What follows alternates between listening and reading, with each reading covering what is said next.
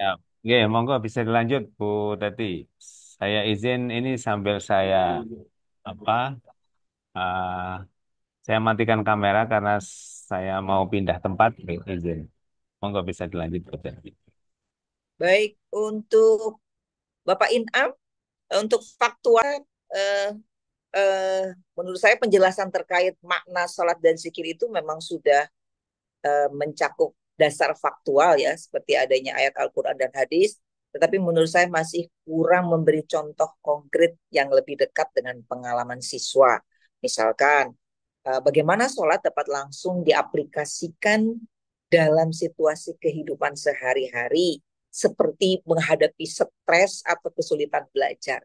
Apakah sholat itu bisa diaplikasikan dalam kehidupan sehari-hari? Sholat itu bisa menghilangkan stres, sholat itu bisa menghadapi kesulitan belajar. Itu mungkin perlu contoh konkret seperti itu. Jadi sudah faktual, tetapi menurut saya masih contohnya masih belum konkret. Jadi pertanyaan-pertanyaan seperti itu, pertanyaan-pertanyaannya agak sedikit-sedikit nyeleneh itu nggak masalah, tapi tujuan kita adalah untuk memancing mereka supaya lebih agresif, lebih tertantang untuk menjawab pertanyaan-pertanyaan. Biasanya kalau anak-anak saya itu ada, kalau saya mengajukan pertanyaan yang sedikit-sedikit aneh itu kadang-kadang ada yang sudah agak sedikit gendeng ya, kok aneh pertanyaannya. Saya ketawa aja, nggak apa. Wah, saya bilang, memang saya tanya pertanyaan yang sedikit aneh biar kalian mau menjawab seperti itu. Tapi kalau pertanyaan biasa-biasa aja kan, apalagi yang motivasi belajarnya sangat rendah itu ya sudah nggak peduli aja seperti itu. Itu yang untuk faktual. Kemudian Ustadz Inam yang metakognitifnya eh, kurang ada pertanyaan reflektif yang bisa memancing siswa untuk merenungkan bagaimana sih sikap tersebut bisa relevan dalam kehidupan sehari-hari. Jadi eh, manfaat sholat pada aspek disiplin diri contohnya ya, tentang kesabaran, tentang tanggung jawab, mungkin lebih banyak diuraikan secara umum. Tapi pertanyaan reflektifnya terhadap diri anak itu yang masih perlu sedikit tambahan menurut saya. Jadi ada pertanyaan-pertanyaan reflektif. Untuk Ustadz Inam, kadang Bapak, kadang Ustadz saya bingung. Saya panggil Ustadz aja ya. Ustadzah, kemana Ustadzah Lu? Itu tadi Ustadz Inam, Ustadzah. Ini Ustadzah ya, Ustadzah Lu ya, benar ya? Nggih, Bu. Oke. Untuk faktualnya, tambahkan kasus nyata seperti contoh praktek rukhsah yang sering ditemui oleh siswa saat bepergian keluar kota. Itu biasanya kalau tidak dipraktekkan, biasanya anak-anak belum mudeng. Jadi ada praktek nyata, syukur-syukur ketika kita mau sekal atau mau ada acara outing atau studi banding keluar kota dengan anak-anak itu, maka kasus nyata ini eh, sangat tepat dan baik menurut saya. Jadi sebetulnya sekali itu ada gunanya kok untuk kegiatan PAI itu sangat berguna sekali. Bahwa disitulah anak-anak baru kemudian mendapatkan uh, feel-nya. Oh ternyata seperti ini. Dan biasanya kalau di sekolah itu belum dapat, tapi ketika sudah keluar kota bersama, melakukan sholat bersama, melakukan rukhsah yang ada dalam Islam itu mereka akan lebih mancep. Gitu. Kemudian untuk faktualnya, saran saya sertakan diagram tabel perbandingan untuk memudahkan eh, memvisualisasi materi, untuk mensosialisasikan materi. Untuk metakognitifnya, eh, tambahan dari saya adalah masukkan pertanyaan reflektif di setiap akhir sub materi. Contohnya, apa yang apa hikmah yang kamu rasakan jika kamu menggunakan rukhsah dalam sholat? Apa sih hikmahnya gitu loh. Jadi rukhsah itu terkadang ada kan yang nggak mau pakai rukhsah ya. Selama bisa dilakukan maka dia tidak tetap melakukan yang biasa, tidak mau memakai rukhsah. Nah, apa sih gunanya rukhsah itu? Nah, itulah uh, kita memberikan pemahaman hikmah dari rukhsah tersebut. Kemudian ajaklah mereka itu membuat proyek kreatif, mungkin membuat video saat mereka pergi dalam perjalanan keluar kota tentang pentingnya sebuah rooftop dalam kehidupan mereka. Itu untuk Ustadzah Lu di LK2. Kemudian Ustadz Abdullah hampir sama, tambahkan kasus nyata yang relevan dengan kehidupan siswa, simulasi transaksi jual beli gitu ya. Ada jual beli, mungkin Bapak bawa timbangan ke sekolah seperti itu. Nah, nanti tolong ditulis di situ transaksi jual beli dengan praktek bawa timbangan, apa timbangan yang modern, apa timbangan yang lama. Akan lebih keren lagi kalau timbangan yang lama, tapi berat timbangan yang lama itu. Gitu ya. Kemudian untuk metakognitifnya, itu tadi yang faktualnya. Untuk yang metakognitifnya, sama Kak, tambahkan pertanyaan reflektif. Kemudian libatkan siswa dalam proyek kelompok untuk menganalisis dampak RIA seperti itu dalam kehidupan sosial. Pertanyaan reflektif itu mungkin apa sih yang terjadi jika masyarakat itu tidak mematuhi aturan jual beli, semua pedagang itu curang semua. Itu kan kayak apa? Jadinya nanti masyarakat itu seperti apa? Itu pertanyaan-pertanyaan yang reflektif seperti itu. Itu nanti pertanyaan jawabannya berwarna itu. Lucu-lucu nanti biasanya. Kemudian integrasikan disiplin lintas ya, lintas disiplin sama seperti yang tadi. Bisa dimasukkan dengan ilmu BK, bisa kita masukkan. Berarti kejiwaannya bisa, kemudian IPS-nya bisa dimasukkan, kemudian IPA-nya bisa, matematikanya juga bisa seperti itu. Dihubungkan dengan lintas ilmu yang lain. Untuk yang lainnya sudah, tambahkan video biasa, sudah, tambahkan video interaktif. Insya Allah teman-teman ini masih muda-muda, menurut saya untuk IT-nya sudah bagus-bagus lah. Ya, tidak perlu saya bahas lagi. Kemudian Pak Miftah, Ustadz Miftahul, uh, untuk kegiatan tentang iman kepada Nabi dan Rasul itu kaitkan dengan konsep situasi dan tantangan zaman, terutama kehidupan generasi digital ya. Kemudian jelaskan tentang konsep seperti Nabi dan kisah dakwahnya itu didukung dengan ada ilustrasi. Ilustrasi itu bisa berbentuk gambar atau bisa diagram atau mungkin juga apa video itu bisa ditambahkan lagi supaya lebih lebih memudahkan pemahaman siswa. Karena siswa itu kan ada yang visual, audio, dan kinestetik. Itu saja tambahan dari saya. Jadi konsep itu dijelaskan ditambah dengan ilustrasi. Syukur-syukur kalau Bapak bisa menggambar, langsung Bapak mengilustrasikan dalam papan tulis. Wah, mantap, guru PAI langsung trik, trik, trik, trik, bisa mengilustrasikan. Pak. Mantap itu. Untuk Ibu Raihat, Ustazah Raihatul, eh, sama mengintegrasikan eh, menggambarkan hubungan antara iman dan malaikat dalam kehidupan sehari-hari itu dibuatkan hampir sama dengan Ustadz Miftahul tadi, dibuat ilustrasi, bisa dengan peta konsep atau tambahannya itu saja, kemudian bisa juga dengan grafik, integrasikan elemen visual, jadi ada peta konsep, ada grafik, ada gambar-gambar yang berhubungan. Tapi kita nggak punya gambar malaikat ya Pak. Ada sih malaikat tapi bukan agama kita. Ya bisa menggambarkan sayapnya mungkin kalau ada yang belum paham seperti itu. Tapi contohnya kalau anak SMP mungkin sudah nggak perlu lagi seperti itu. Ada Eh, itu malaikat Israel itu gambar tengkorak itu. tapi kalau di luar agama kita kan malaikatnya ada yang kecil Bapak, ada yang kecil mungkin hanya pakai Iya. celana saja. Kalau kita kan nggak ada Pak. Eh, Seperti itu. Tapi anak SMP kelas 7 itu masih senang, Pak. Kalau saya ceritakan ada malaikat itu bersayap besar, kemudian sayap itu bisa menutupi seluruh langit. Itu senang Mbak, mereka tuh bercerita langsung diem semuanya gitu. Seperti itu. Itu bisa diilustrasikan seperti itu. Kemudian Ustazah Afifah, ya itu tadi sama bersama gunakan visualisasi karena hampir sama judulnya ini malaikat ya.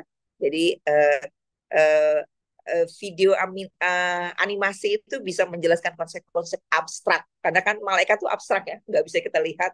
Artinya dunianya lain dengan kita berbeda. Meskipun kita tetap memberikan pemahaman bahwa mereka tetap harus percaya bahwa dunia alamnya malaikat tuh ada. Ntar biasanya nyerempet-nyerempet ke yang lain tuh Pak. Nyerempet-nyerempet ke setan, iblis, dan lain sebagainya itu. Seperti itu biasanya. Kalau saya cerita ke sana nyambung ya seperti itu. Ke Roy, ke dukun-dukun, itu biasa seperti itu. Itu nyambungnya nanti kemana-mana. Ya. Ya, itu kalau ada animasi, kemudian ada ilustrasi, ada visualisasi, itu akan lebih menarik buat mereka. Seperti itu. Itu tambahannya untuk faktual. Kemudian manfaatkan teknologi hampir sama, libatkan contoh-contoh yang dekat dengan kehidupan mereka. Bagaimana sih iman kepada malaikat itu terdapat di dalam lingkungan atau keluarga mereka seperti itu. Jadi ada contoh-contoh nyata itu akan lebih mudah dipahami oleh mereka seperti itu. Kemudian tambahkan untuk Ustazah Tifah ya, tambahkan eh, aktivitas refleksi. Jadi mereka sesekali mereka itu disuruh menulis bagaimana pengalaman spiritual mereka terhadap iman kepada malaikat. Gak apa-apa mereka berhayal, mereka berimajinasi, gak apa-apa. Yang jelas intinya adalah kita mengajar mereka untuk bisa menuangkan sesuatu. Siapa tahu dengan apa yang sudah kita lakukan nanti akan lahir penulis-penulis hebat yang digagas oleh guru-guru PA. Insya Allah luar biasa pahala guru PA itu. Kita punya anak-anak penulis-penulis dari ya ini tadi, dari menciptakan proses pembelajaran refleksi terhadap pengalaman spiritual mereka terhadap malaikat seperti itu. eh Sama membuat peta konsep sudah sama, penugasan sudah, menulis jurnal sudah. Sementara gini, untuk apa namanya proses pembelajaran metakognitif ini kan nggak hanya satu pendekatan, tapi bisa banyak pendekatannya. Bisa diskusi, bisa bermain peran, bisa eksplor mandiri, itu bisa. Eh, jadi kayaknya guru PAI sekarang itu nggak harus ceramah terus, tapi mereka diajak main, mereka diajak diskusi, mereka diberikan bermain peran, diberikan surat cinta, diberikan persoalan-persoalan yang mereka akan menjawabnya dengan versi mereka sendiri seperti itu. Itu kemudian Ustazah Iis Yulia. Kalau menurut saya materinya terlalu banyak berfokus pada menyampaikan fakta, tapi tidak memberi ruang siswa untuk menggali informasi mandiri. Nah, jadi memang faktanya sudah oke, tapi mereka juga perlu diberi kesempatan untuk menggali informasi sendiri, gitu ya. Kemudian menurut saya masih kurang instruksi bagi siswa untuk merefleksikan bagaimana iman kepada Rasul itu menjadi sebuah keputusan tindakan mereka secara mandiri. Jadi ada instruksi yang masih kurang jelas menurut saya. Kemudian untuk Ustazah Iis kurang menekankan pada proses berpikir metakognitif seperti merencanakan, memantau, mengevaluasi pemahaman mereka sendiri. Jadi berilah tugas refleksi, kan setiap pembelajaran kita ada refleksi ya. Jadi digilir Pak, mungkin hari ini yang tugas refleksi pelajaran kita hari ini si Joni gitu, minggu depan lagi ganti si David. Jadi rata, kita rata dapat ya. Eh, Penilaian itu kalau yang praktek langsung, Pak. Nah, tapi kalau yang menulis harus semuanya. Diskusi kelompok itu perlu ditambahkan untuk Ustazah Iis. Diskusi kelompok akan lebih baik lagi mereka menganalisis pendapat para ahli tentang ini tadi sifat-sifat Rasul. Pendapat para ahli itu ya bisa orang-orang pintar kita kita kemukakan atau mereka mencari sendiri seperti itu akan lebih bagus. Itu untuk Ustazah Iis. Untuk Ustazah Nurfani, tambahkan refleksi eh, bagaimana sih bahwa malaikat itu bisa mempengaruhi sikap kita terhadap orang lain, bahwa apa yang bisa dicontoh dari malaikat itu supaya kita bisa ini contoh pertanyaan ya, bisa mempengaruhi sikap kita terhadap orang lain, berarti kita memberi dampak positif bagi orang lain atas keimanan kita kepada malaikat itu. Kemudian aktivitas diskusi ditambah, kaitkan materi dengan fenomena saat ini.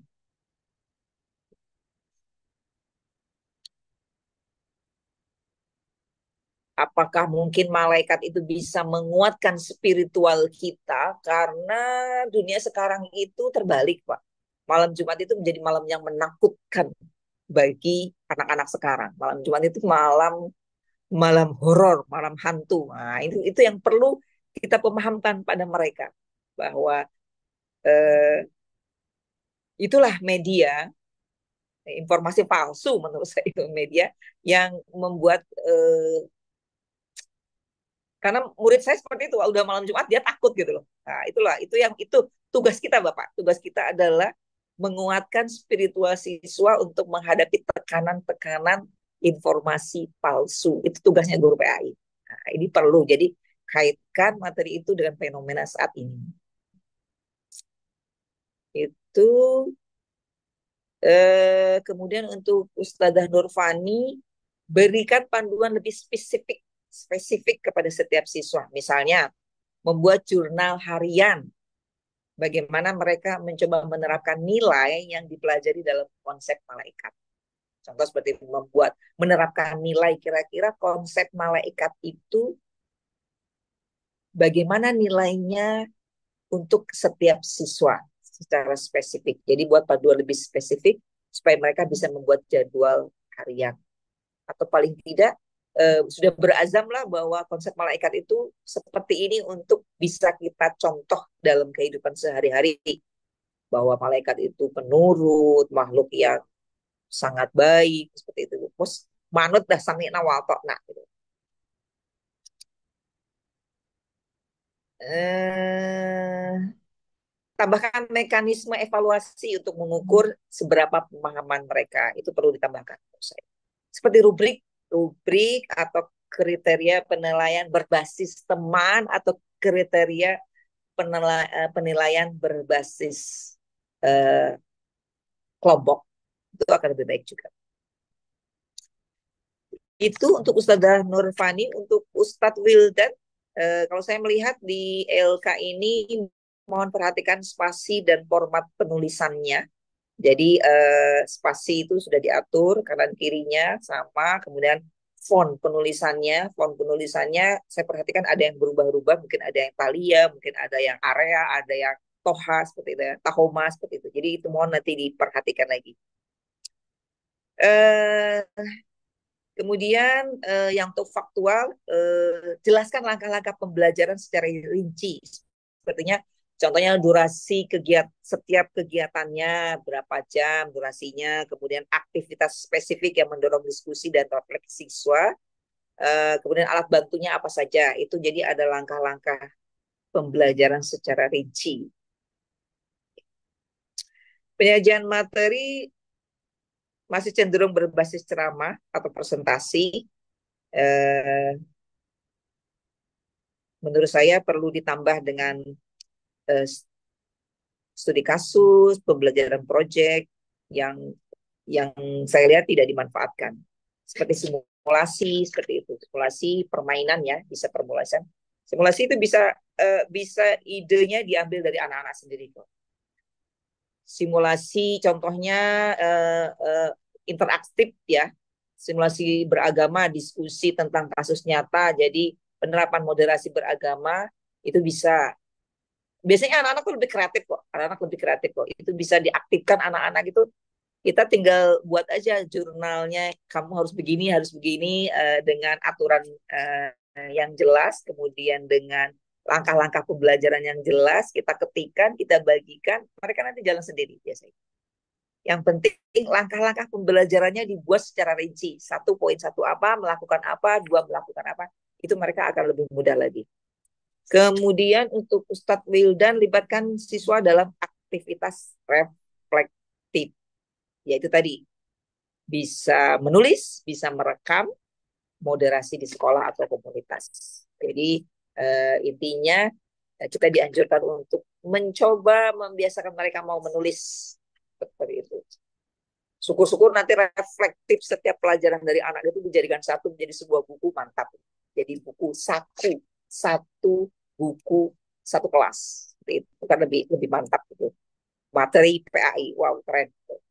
Dari refleksi selama proses pembelajaran dikumpulkan menjadi antologi refleksi eh, siswa mapel PAI. Keren tuh. Guru PAI-nya dapat nilai itu bisa menghasilkan sebuah buku. Itu dari saya. Biasanya refleksi itu dibuatkan yang menarik Pak, kayak sticky note itu akan lebih menarik. Jadi dibuat mereka itu mau menulis refleksi dalam kertas-kertas kecil yang berwarna-warni itu lebih lebih menarik, itu akan lebih bagus. Jadi refleksi anak setiap proses pembelajaran itu eh, bisa dibuat. Contohnya seperti ini. Ini kan sticky note ya Pak. Ini uh, insya Allah saya siapkan untuk pelajaran saya. Kemudian ini juga saya siapkan untuk pelajaran saya. Jadi kita nggak perlu gunting-gunting lagi, kita sudah cukup tinggal anak-anak ini silahkan refleksikan materi hari ini, silahkan seperti itu. Jadi kita sudah siapkan saja. Kita kumpulkan nanti bagaimana mereka membuat refleksi dari materi pelajaran PAI hari ini. Itu untuk LK2-nya. Oke, terima kasih Bu Teti. Bapak Ibu LK2, monggo kalau ada yang mau ditanyakan atau butuh penjelasan pada beberapa hal tadi yang sudah disampaikan oleh beliau, silakan.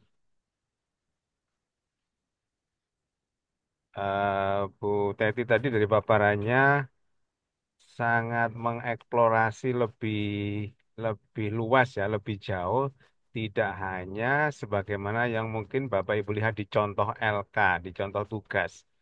Memang kalau di contoh tugas itu kan simpel ya, mungkin tadi disampaikan lebih tadi ada mungkin perlu tambahan infografis, tambahan mungkin apa visualisasi yang itu termasuk juga dalam pengembangan materi. Ya, termasuk juga pada aspek metakognitif itu bisa juga ada hal-hal yang mengkaitkan dengan kehidupan sehari-hari yang berawal dari refleksi. Itu mungkin yang barangkali kita belum melihat lebih banyak di contoh tugas yang mungkin bisa yang sebelumnya Bapak Ibu lihat. Monggo Bapak Ibu kalau ada yang mau ditanyakan terkait dengan masukan-masukan barusan oleh Bu Teti Khorsyati.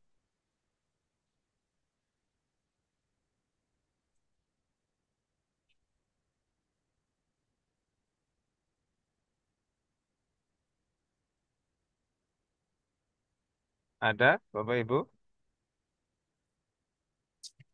Bu Miftahul, ada komentar? Siap, Bapak. Mboten sementara. Pangapunten masih di jalan soalnya. Oh iya, Pangapunten. sama saya juga di jalan. Kok nggak ketemu ya? Yes. Punten, Pak.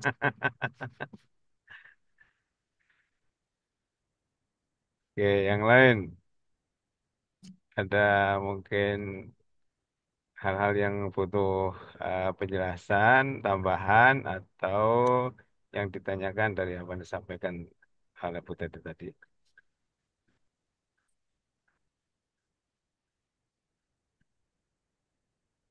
Tahu lanjut ke LK selanjutnya, Bapak Ibu? Gitu ya.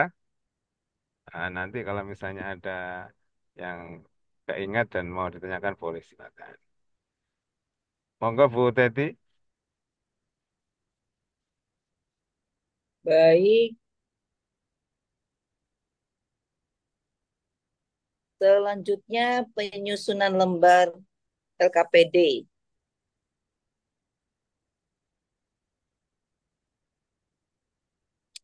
Untuk Pak Mas Ustadz, Ustadz Pak Mas Duha, eh, kalau saran saya sediakan kolom di LKPD itu untuk siswa menulis refleksi pendapat. Yang kedua, eh, tambahkan tugas variasi. Jadi ada mungkin eh, untuk LKPD-nya ya, nah, karena sekarang ini sudah zamannya zaman digital, mungkin bisa membuat poster digital. Kalau tidak bisa, maka membuat video pendek tentang nilai-nilai Nabi, ya. Kemudian atau tidak bisa juga, maka membuat peta konsep. Sekarang kan eh, untuk LKPD-nya kan tugas itu harus disesuaikan dengan kemampuan mereka. Kalau tidak bisa membuat peta konsep, ya membuat poster, ya bisa menggambar atau membuat diagram atau membuat eh, brosur atau membuat eh, kata-kata boleh seperti itu. Jadi eh, kemudian tambahkan aktivitas berbasis kelompok, bisa diskusi tentang contoh konkret kesabaran Nabi Nuh contohnya. Bisa diskusi, bisa bermain peran, itu untuk LKPD-nya. Jadi kita ini sekarang lebih banyak prakteknya lah, artinya adalah nilai praktek untuk aktivitas berkelompok itu perlu. Bahkan sekarang pun kalau dulu itu apa namanya bahasa Indonesia pun sekarang ada praktek memasak, menyediakan sepiring kue, sepiring roti, itu di bahasa Indonesia juga sudah ada praktek seperti itu. Apalagi di PAI maksud saya gitu. Jadi sekarang itu anak-anak itu dia pagi-pagi bawa kue, bawa sepotong roti, bawa satu apel, itu adalah untuk proses aktivitas berbasis kelompok eh, dengan contoh konkret seperti itu. Itu tambahannya dari Ustadz Mas Dufa. Kemudian untuk Ustadz Zainus, eh, buat rubrik dengan indikator spesifik di setiap aspek penilaian. Contohnya eh, materinya tentang apa ya? Contohnya tentang Nabi deh, tentang sifat Nabi. Tentang sifat Nabi, eh, kita siapkan desain atau poster Nabi, tapi kita nggak punya poster Nabi. Yang bisa lah, yang bisa dilihat kecuali Nabi Muhammad ya, yang ada lah, yang ada, yang tidak ya berarti tidak bisa dimunculkan. Kemudian konten mungkin yang sesuai dengan tema. Kemudian tambahkan langkah-langkah mendorong supaya anak-anak itu bisa berkolaborasi. Karena banyak sekarang anak itu yang individu ya, dia tidak bisa bersosialisasi. Tapi kalau ada kegiatan kreatif yang berkolaborasi dengan siswa, itu anak-anak yang tidak bisa bersosialisasi itu akan bisa sedikit-sedikit merubah dengan tugas-tugas yang berkolaborasi dengan siswa. Seperti itu. Kemudian beri refleksi di LKPD-nya. Jadi apa sih yang kita pelajari tentang contoh tentang Nabi yang bisa diterapkan dalam kehidupan sehari-hari. Jadi intinya adalah tingkatkan interaktivitas petunjuk belajar buat langkah-langkah untuk bisa mendorong siswa melakukan kolaborasi seperti itu. Itu untuk Ustadz Zainus. Untuk Ustadz Rofiur, eh, hampir sama, tingkatkan eh, interaktivitas petunjuk belajar, buat langkah-langkah spesifik yang kreatif seperti simulasi, diskusi kelompok, tantangan berbasis proyek. Itu kita harus membuat langkah-langkah aturannya, SOP-nya istilahnya. SOP simulasi itu begini. Jadi ketika kita masuk, hari ini kita mau belajar simulasi saja di SOP-nya gini, 1, 2, 3, 4. Nah, seperti itu. Udah, mereka nanti jalan sendiri. Kemudian diskusi kelompok. Kita nyiapkan persoalan-persoalan yang kita buat, dikemas dalam bentuk suratkah, dalam bentuk gambarkah, gitu, persoalannya. Lalu kita buat SOP-nya, aturan bermainnya itu kita yang membuat. Seperti itu. Eh, Kemudian libatkan aktivitas untuk gaya belajar mereka, ya. Jadi simulasinya tetap disesuaikan dengan gaya belajar mereka. Gunakan tugas-tugas kecil sebelum tugas akhir. Contohnya pertanyaan reflektif, membuat peta konsep. Contoh itu tugas kecil. Refleksif itu pertanyaan atau tulisan kecil itu bisa. Itu. Oke, itu sudah. Kemudian untuk pengembangan LKPD-nya, kaitkan media dengan tantangan sosial sekarang. Sudah tambahkan kriteria kreativitas. Oke.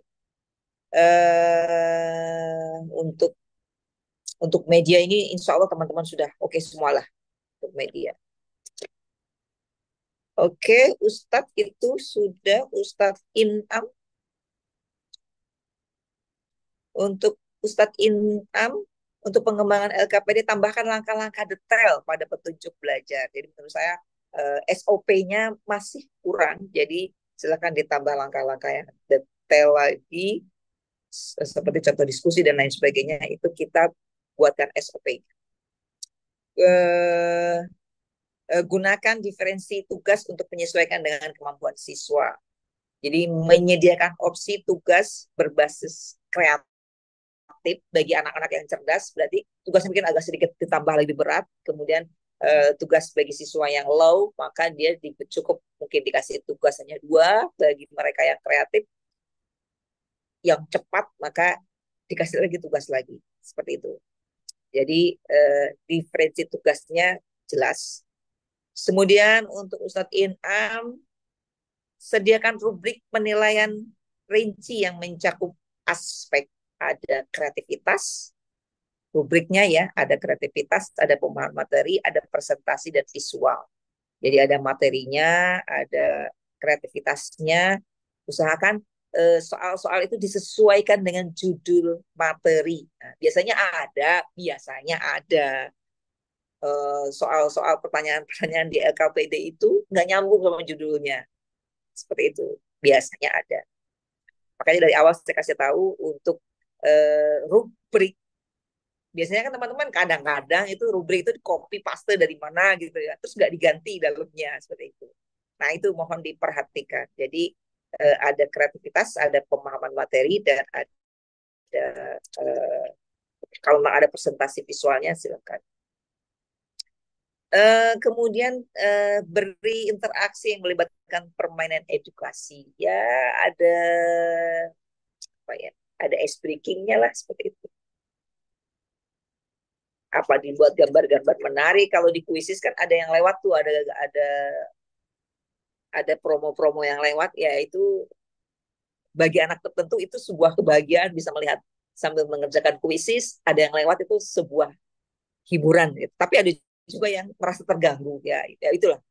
Kita diajarkan supaya bisa hidup di dua kondisi seperti itu. Lanjut Ustadz Inam untuk penggunaan kuisis, kahot, nah itu sudah insya Allah teman-teman bisa. Oke, itu saja untuk Ustadz Inam.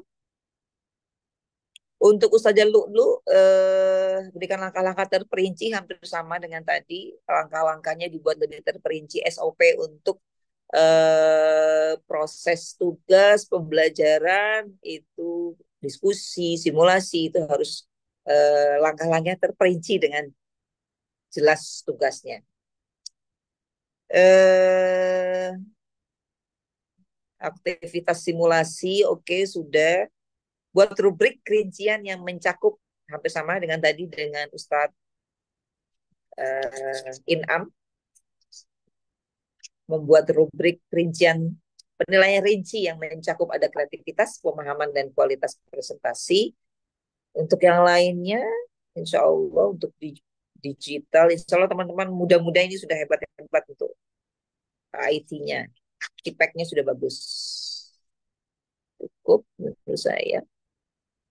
Tambahkan video dan ajakan itu sudah cukup insya Allah. Oke, Ustadz Abdullah. Hampir sama. Libatkan yang menurut saya masih kurang, libatkan siswa dalam diskusi kelompok. Jadi ditulis di situ ada simulasi praktek jual beli, kemudian permainan edukasi yang melibatkan mereka untuk bisa memahami keterlibatan mereka dalam proses pembelajaran. Buat rubrik evaluasi untuk setiap soal, mencakup aspek pemahaman, kreativitas, dan kehidupan sehari. Kemudian tambahkan lagi langkah-langkah struktur untuk setiap aktivitas. Contoh, kita kita pertama itu ingin menganalisa video, maka atau kemudian membuat kesimpulan dari materi yang kita tayangkan, kita perintahkan kepada mereka, maka harus ada langkah-langkah terstruktur untuk setiap aktivitasnya. Itu Ustadz Miftahul, instruksi dibuat lebih detail lagi, kemudian libatkan siswa dalam diskusi kelompok atau simulasi atau permainan edukasi.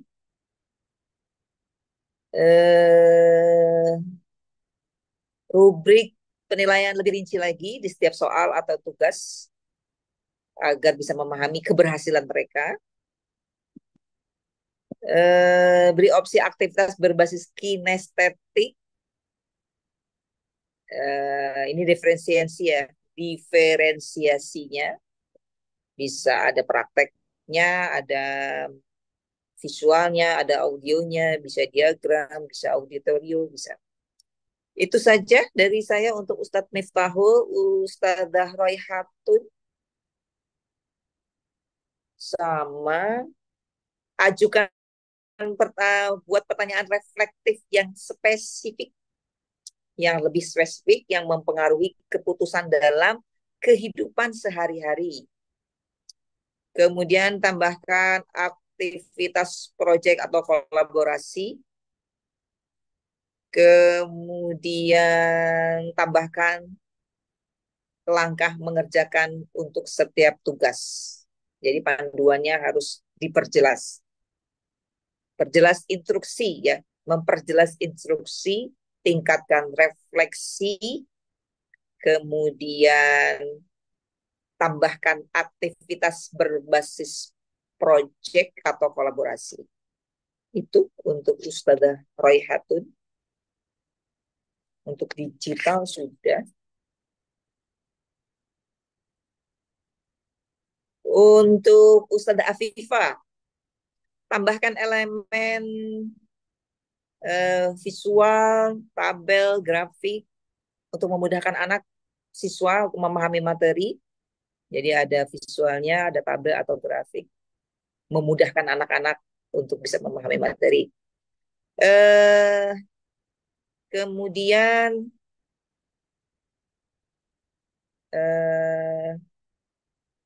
tugas berbasis proyek yang lebih aplikatif.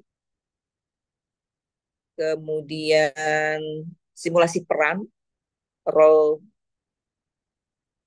play bisa seperti itu untuk memperdalam pemahaman tugas malaikat. Untuk malaikat itu apa sih? Ya simulasi peran aja.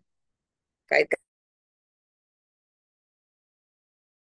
soal dengan pengalaman penilaian kolaboratif untuk tugas kelompok. Itu untuk Ustazah Afifah. Untuk Ustazah Iis, Ustazah Iis hampir sama dengan Ustazah Afifah, tambahkan elemen visual, rubrik penilaian harus diperjelas, kemudian aktivitas aktifkan refleksi atau refleksi siswa, kolaboratif, aktifkan kolaboratif. Itu untuk Ustazah Afifah. Untuk Ustazah Nurfani, tambahkan tugas diskusi kelompok, eksplor lapangan, atau refleksi pribadi. Kemudian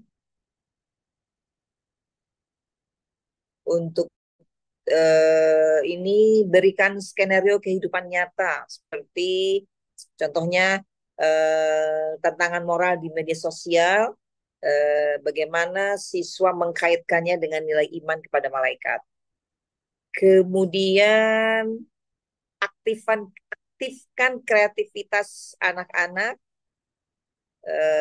dalam membuat skenario tentang malaikat. Sediakan yang terakhir, sediakan pilihan tugas non digital bagi anak-anak yang tidak memiliki akses teknologi. Kan sekarang sudah teknologi, tetapi kan mungkin ada anak-anak yang tidak bisa punya akses teknologi, maka harus disiapkan non digitalnya. Itu alternatif untuk alternatif. Oke, untuk Ustadz Wildan saya belum lihat karena saya belum lihat Ustadz Wildan ngupload yang LK3. Di saya belum ada. Di saya belum ada untuk Ustadz Wildan. Itu LK3 Ustadz. Oke, tadi Terima kasih. oke, LK3 itu terkait dengan pengembangan LKPD dan juga kalau nggak salah Pengembangan itu ya Bapak Ibu diminta untuk bikin eh, media itu ya yang melalui YouTube sama ya. TikTok kalau nggak salah itu ya. Oke, Bapak Ibu monggo kalau ada yang ditanyakan.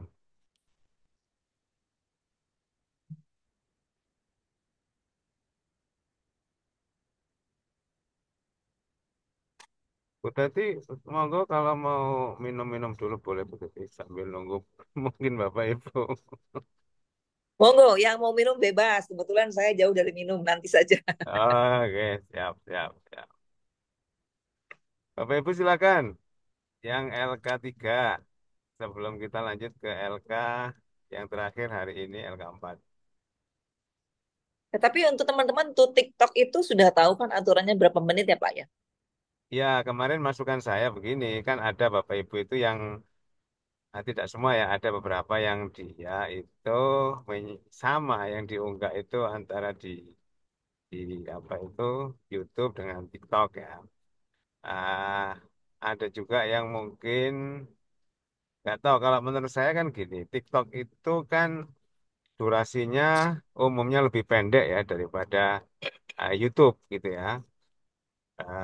Kemudian dia lebih banyak aspek interaktif dibandingkan ketika Bapak Ibu itu menggunakan YouTube. Meskipun YouTube juga ada interaksi ya, meskipun itu satu arah. Nah, itu sih nggak tahu kalau mungkin Bu tadi ada mungkin arahan-arahan secara umum terkait dengan bagaimana penggunaan video dalam format YouTube dan dalam format TikTok mungkin. Iya. Saya tunggu teman-teman dulu. Monggo teman-teman mungkin ada yang kasih masukan untuk gimana TikTok itu. Enggak gimana Bapak Ibu? Menurut Oh, panjenengan itu gimana? Apa saya terakhir. punya apa ya? Punya hal yang spesifik yang berbeda antara keduanya atau mungkin kalau tuh ada hal yang perlu ditonjolkan di bagian masing-masing itu apa? Monggo gimana kira-kira? Bapak Ibu kan punya TikTok nih mestinya ya. Siapa yang punya TikTok mungkin bisa apa sharing biasanya yang diunggah itu apa? Pak Zainus biasanya mungkin Biasanya ada anak muda lebih kreatif, Bapak. Anak-anak ya. anak-anak muda malu-malu mungkin. Pak Zainus ada TikTok yang biasa di-share apa? Dokumen-dokumen kegiatan mungkin atau apa biasanya?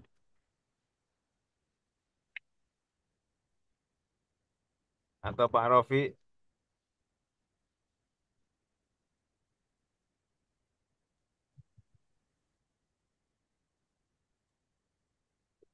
apa Pak Rofi biasanya?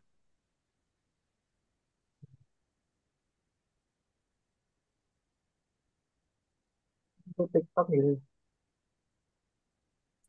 yang penting lebih pendek kan. Biasanya singkat, terus mengena langsung ke materinya, tanpa berbelit-belit biasanya ngoten itu. Yang disukai anak-anak gitu. Gitu. Pak Rofi juga menggunakan TikTok untuk media pembelajaran? Jadi kadang-kadang ngoten. Bikin sendiri atau Kadang-kadang ngambil dari untuk yang sudah ada punya orang gitu? nggih, untuk kadang-kadang untuk menghafal nama-nama nabi ngoten niku nggih. Dari TikTok ngoten niku, pakai lagu ngoten niku. Atau mungkin barangkali ibu-ibu ini yang banyak mungkin menggunakan. Bu Nurfani Ulfita mungkin. Oke, Bapak. Kalau menurut saya ya hampir sama kayak Pak Rutabi tadi. Kalau TikTok itu lebih pendek durasinya. Kalau saya rasa sekitar maksimal 3 menit kalau di TikTok, setahu saya. Karena saya juga tidak menggunakan TikTok secara aktif nih. Terus yang kedua kalau di TikTok itu karena durasinya sedikit ya, yang poin-poinnya bisa dipelajari anak-anak lebih spesifik seperti itu. Ya, itu yang Bapak Ibu pernah lakukan ya, mungkin pengalaman menggunakan sebagai media pembelajaran. Bu Roykhatu Channel, apa juga mungkin punya akun dan menggunakannya dalam pembelajaran? Baru Bapak memakai karena kitanya anak-anak dari dulu tidak punya, baru membuat dan belum terlalu memahami bagaimana TikTok. Karena di pondok kan anak-anak juga tidak ada media elektroniknya, nggak ada. Waktunya juga sedikit banget Bapak, terpotong-potong buat tentang pondok. Bu Afifah, apa juga mungkin menggunakan TikTok juga?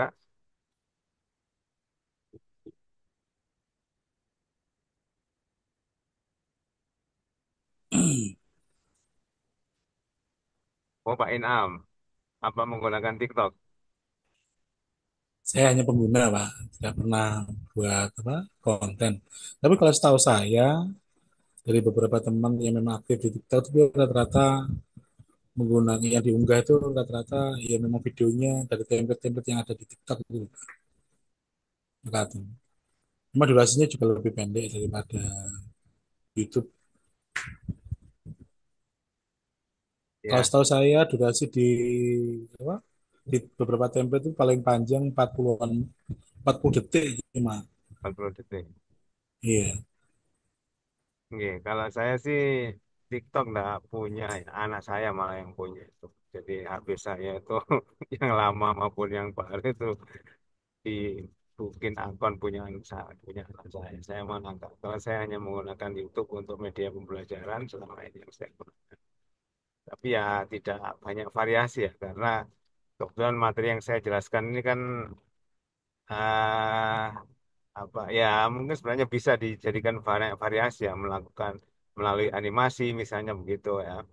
Tapi memang saya belum belum banyak mengeksplorasi variasi-variasi yang bisa digunakan di YouTube ya. Saya hanya menggunakan biasanya merekam layar, itu saja yang mungkin banyak saya lakukan. Itu Bu Teti mungkin apa pengalamannya menggunakan itu bagaimana? Kalau eh, kalau menurut saya itu ada ada dua durasi pendek sama durasi panjang. Ada yang pendek itu ya benar tadi sekitar 15 sampai 60 detik itu yang durasi pendek. Kemudian yang durasi panjang itu ada sekitar 3 menit sampai 10 menit. Jadi kalau yang 10 menit itu TikTok-TikTok yang seperti tutorial, cerita, kemudian edukasi itu bisa sampai 10 menit. Nah, jadi menurut saya kita bisa pakai di durasi 10 menit bisa kalau memang materi materi yang ingin kita sampaikan itu semuanya memang sangat inti gitu. Memang sangat inti itu bisa, Pak. Jadi sampai 10 menit itu bisa. Waktunya hanya 10 menit. Jadi eh, dan yang 10 menit ini mulai berlaku kalau nggak salah 2002 2022 2022 itu mulai bisa sampai 10 menit. Jadi kayak kayak tutorial, kemudian cerita. Kan sekarang banyak ya ada TikTok menceritakan tentang kasus sebuah pembunuhan, menceritakan sebuah segala macam-macam lah seperti itu, menceritakan tentang manfaat dari manfaat dari itu kan perlu agak panjang juga kalau sebuah cerita. Jadi kalau yang saya tahu ada dua durasi yang panjang, so kita tinggal pilih bagaimana nanti cocoknya di mana kalau bukan hanya sekedar materi-materi yang eh, kalau yang di kelas-kelas kemarin itu ketika upload TikTok itu sebagian banyak teman-teman itu semuanya nguploadnya ngupload video pembelajaran bukan banyak itu. Jadi kalau untuk TikTok itu cuplikan atau kita buat sendiri tentang materi inti pokok dari materi yang ingin disampaikan. Itu saja sebetulnya inti pokok. Jadi dari kelas-kelas kemarin itu hanya ada beberapa setiap kelas itu paling hanya satu orang yang TikToknya itu dia buat sendiri dan memang bagus. Jadi hanya tulisan saja dia buat tambah dengan musik yang klasik gitu loh. Kalau di kelas kemarin itu ada satu, di kelas yang sebelumnya lagi itu ada satu.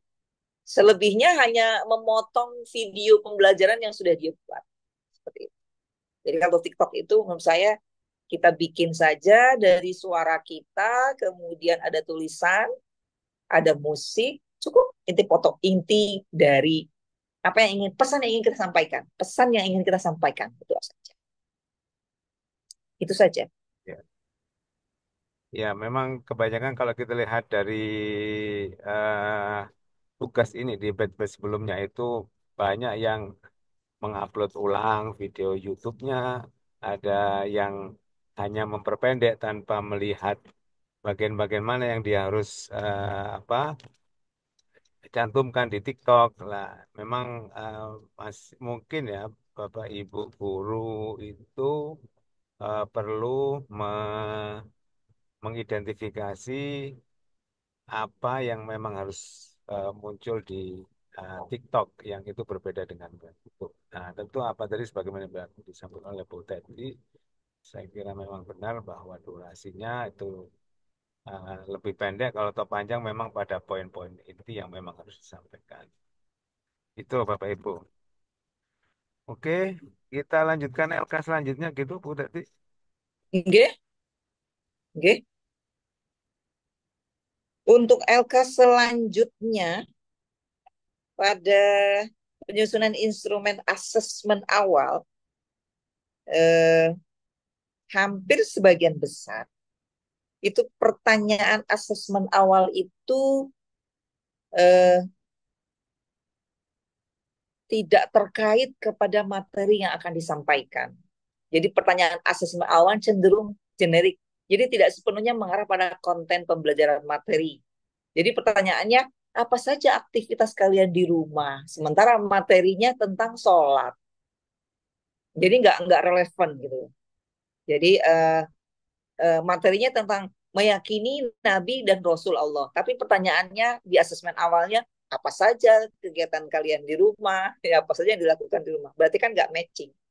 Nah, itu sebagian besar seperti itu. Jadi nggak ada pertanyaan spesifik yang menggali pemahaman awal siswa tentang konsep materi yang akan kita sampaikan. Jadi kalau tentang sifat tentang keimanan, maka kan ya tentang rukun iman atau dan lain sebagainya, tentang sifat nabi atau nilai-nilai Islam, harusnya ada asesmen awal yang ditanyakan yang berhubungan dengan konsep pemahaman materi yang akan disampaikan. Itu. Jadi seperti Ustadz Mas Duha itu pertanyaan asesmen awalnya nggak mengarah pada konten pembelajaran. Padahal judulnya adalah meyakini Nabi dan Rasul. Jadi menurut saya itu. Jadi intinya sebagian besar teman-teman di asesmen awal itu menurut saya masih banyak yang nggak nyambung dengan materi. Jadi kalau materi tentang sifat Nabi, maka asesmen awalnya yang ditanyakan adalah ya apa itu sidik, apa itu amanah, kan jelas itu ada hubungannya dengan sifat Nabi. Seperti itu. Jadi sebagian besar saya lihat bahwa pertanyaan asesmen awalnya eh, nggak terkait dengan materi. Seperti itu. Jadi pertanyaan asesmen awalnya itu hanya menggali latar belakang umum siswa terhadap pemahaman mereka saja. Seperti itu. Jadi nggak nggak kepada materi. Harusnya asesmen awal itu sesuai dengan materi yang akan kita sampaikan. Seperti itu. Itu untuk Ustadz Mas Duha. Eh, itu tadi ya, asesmennya lebih fokus pada aspek kognitif saja. Jadi tidak menyentuh sikap atau kebiasaan eh, siswa atau dalam kehidupan sehari-hari. Jadi eh, asesmennya juga perlu perlu selain kognitif. Untuk KKM, indikatornya masih belum, apa indikatornya masih kurang jelas untuk menentukan tingkat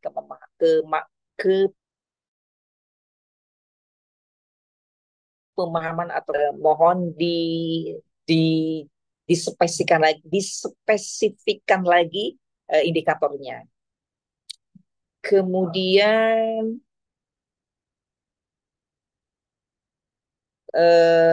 lebih banyak menilai af, afektifnya kurang menyentuh aspek afektif. Jadi hanya kognitif saja. Kemudian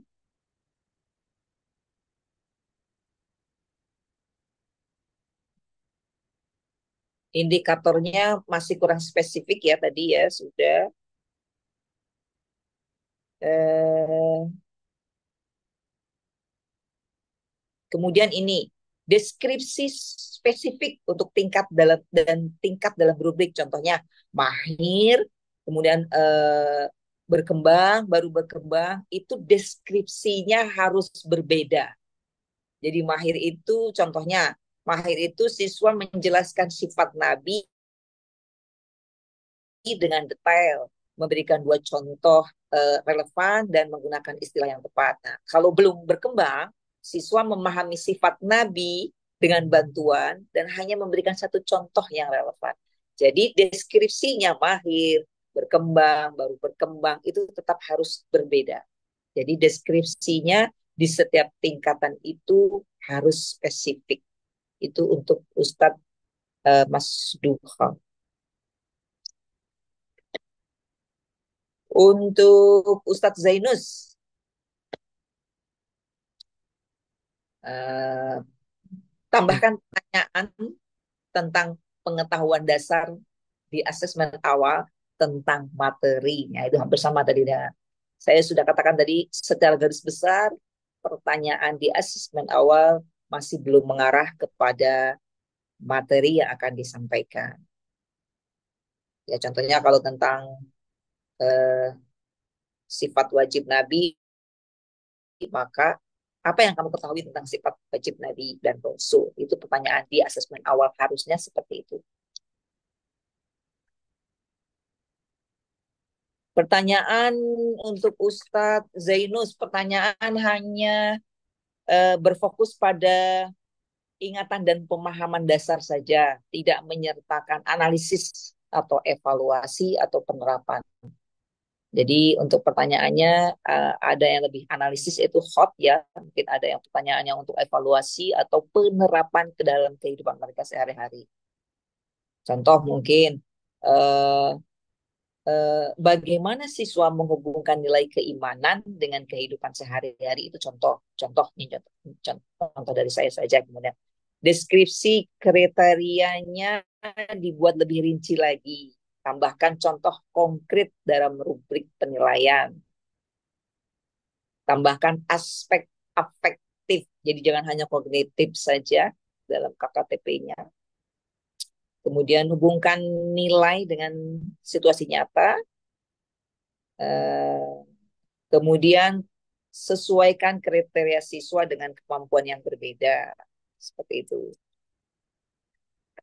Itu untuk Ustadz Zainus. Untuk Ustadz Rofiul,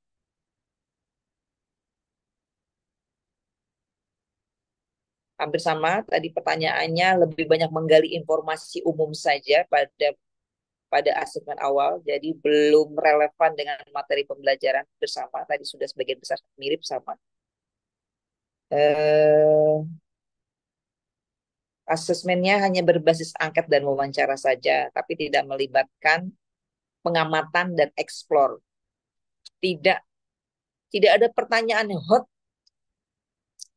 Jadi perlu tambahan pertanyaan yang mendorong siswa untuk berpikir kritis. Mohon ditambah untuk pertanyaan hot.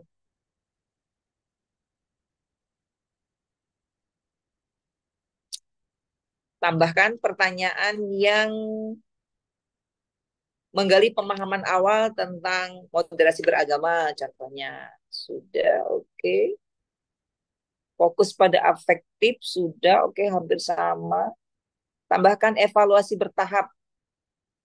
Jadi sebelum tugas akhir, seperti diskusi, refleksi, ada lagi mungkin ada kuis, seperti itu.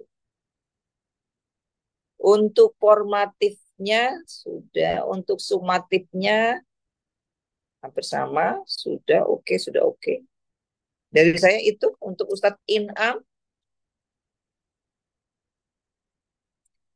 Untuk asesmen awalnya gunakan kombinasi metode seperti observasi kelas, tes diagnostis, kemudian survei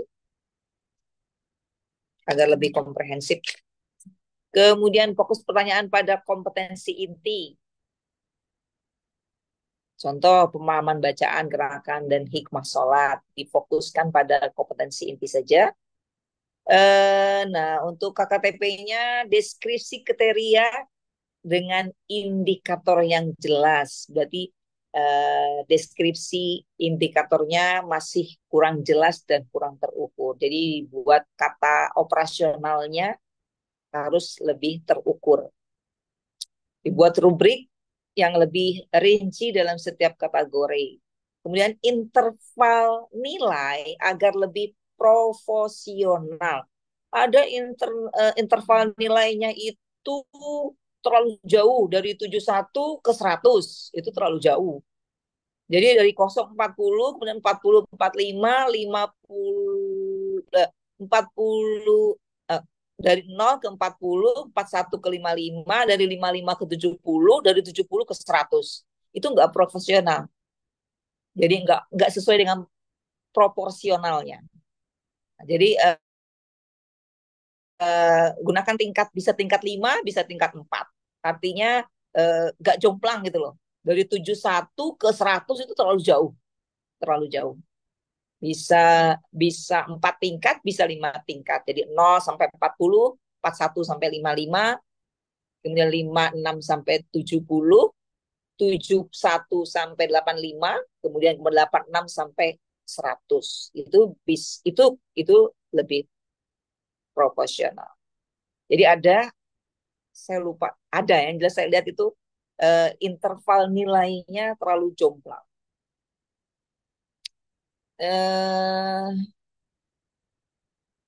Kemudian untuk formatif tambahkan rubrik yang memberi umpan balik eh, yang lebih rinci pada setiap komponen penilaian. Jadi ada pertanyaannya mungkin bisa ya, benar, salah, benar, true, bisa seperti itu. Nah, untuk asesmen sumatif masukkan soal dengan tingkat kognitif lebih tinggi.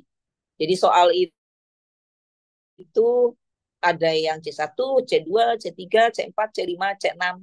Nah, itu akan menjadi soal yang bagus untuk mengevaluasi kemampuan analisis dan evaluasi siswa. Seperti itu. Banyaknya, banyaknya ya, saya berharap sih dalam soal-soal itu mencakup semuanya eh, C1, C2, C3, C4, C5. Seperti itu. Itu akan lebih menjadi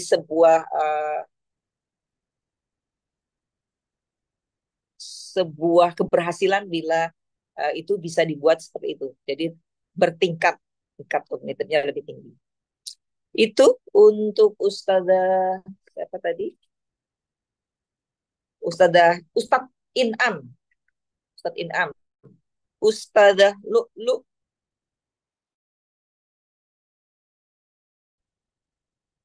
fokus pertanyaan pada pengetahuan dan keterampilan siswa terkait materi, hampir sama berarti ya. Jadi asesmen awalnya harus fokus pada pertanyaan yang terkait dengan materi yang akan disampaikan. Sama, diagnosisnya juga harus terkait dengan materi yang akan disampaikan. Kalau tentang rukhsah, maka asesmen awal ataupun asesmen pertanyaan diagnostiknya harus tentang rukhsah. Kemudian tambahkan teknik observasi dan tes diagnosi. Diagnostiknya harus sesuai dengan asesmen awal. Untuk KKTP-nya tambahkan indikator spesifik pada setiap tujuan pembelajaran. Berarti indikatornya masih sangat luas, belum terukur. Buat indikator yang spesifik dalam setiap tujuan pembelajaran. Buat penilaian rubrik dengan deskripsi yang lebih rinci lagi, gunakan diferensiasi berdasarkan tingkat kemampuan siswa.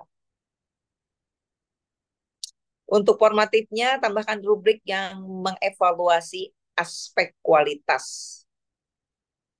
Kemudian, gunakan asesmen formatif untuk melacak kemampuan siswa. Untuk sumatifnya, tambahkan soal dengan level kognitif tingkat C5, C6. C5, C6. Jadi soalnya ada pilihan ganda, ada benar salah, ada isian, kemudian ada esai.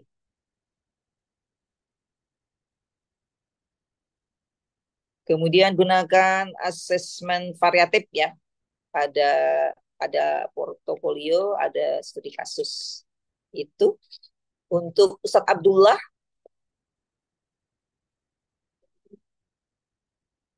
Fokus pada kompetensi dalam tes diagnosisnya. Jadi harus menggali pemahaman siswa di awal tentang materi. Kemudian gunakan kombinasi seperti observasi, itu kemudian nilai rentangnya ini ada di situ dikatakan nilai rentang 0 sampai 60 perlu bimbingan. Ini yang masih rancu ini, 0 sampai 60 perlu bimbingan. Berarti masih remedi ini ya. Masih menurut saya masih rentang nilai 0 sampai 6 perlu bimbingan. Artinya menurut saya ini masih kurang, informasinya kurang detail tentang tingkat kemampuan. Jadi mohon diperdetail lagi rentang nilainya. Kemudian interval nilai lebih profesional, interval nilainya harus lebih proporsional. Itu kemudian tambahkan rubrik disesuaikan dengan siswa dan kemampuan beragam. Untuk sumatifnya, masukkan soal yang melibatkan kemampuan C4, C5, C6.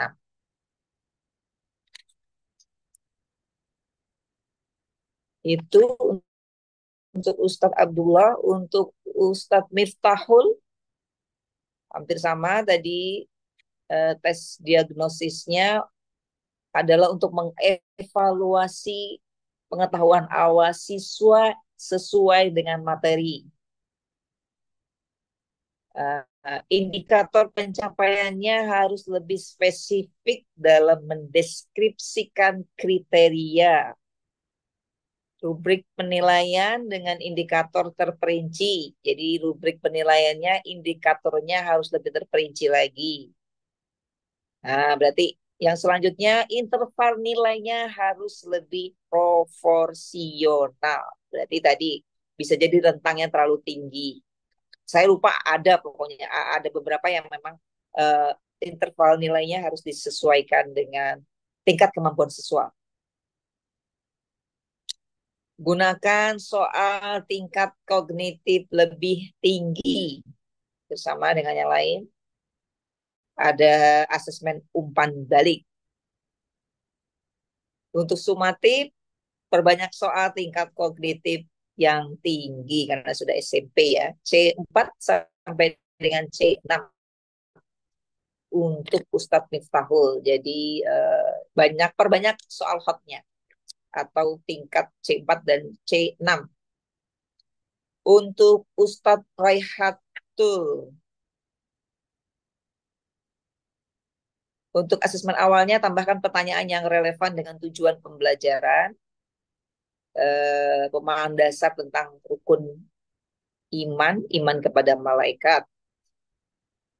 Kemudian indikatornya masih belum spesifik dalam mendeskripsikan kriteria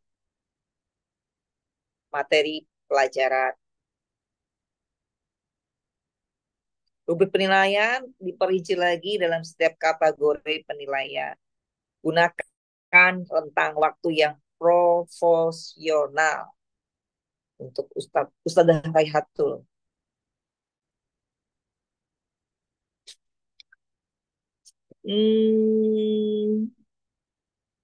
Tambahkan lagi level kognitif yang tinggi ya. C4 dan C5. Soal-soal perlu C4, C6.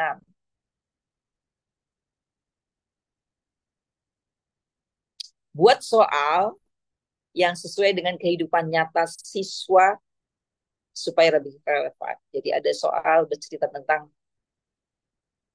yang lagi booming-boomingnya. Seperti itu. Jadi buat soal-soal yang lagi hot. Mungkin sekarang soal yang lagi hot itu adalah Gus apa? Gus Miftah ya. Nah, itu kan lagi in itu. Itu bisa dibuat menjadi soal, menjadi sebuah studi kasus. Kemudian Ustazah Afifah, untuk asesmen awalnya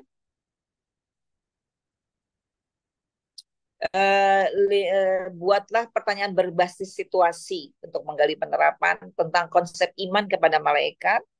Kemudian tambahkan tes diagnostik berbasis kompetensi untuk pemetaan kemampuan kognitif awal siswa, tapi disesuaikan dengan materi yang akan disampaikan. Kemudian KKTP-nya perluas kriteria aspek afektif dan fisikomotoris. Kemudian indikatornya, tambahkan indikator untuk menilai proses berpikir kreatif dan kritis untuk Ustazah Afifah. Kemudian untuk formatifnya sudah cukup. Perlu rubrik evaluasi kerjasama dan kreativitas siswa, itu saja. Untuk sumatifnya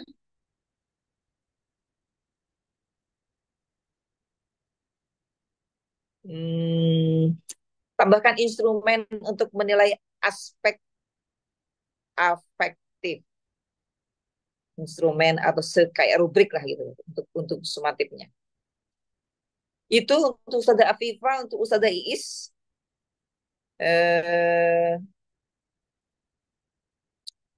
rancang tes diagnostik sederhana tentang materi, tentang iman kepada Nabi dan Rasul.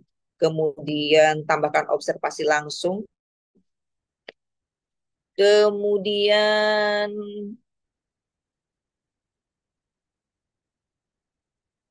tambahkan penilaian afektif yang mengukur sikap dan penghayatan siswa terhadap nilai.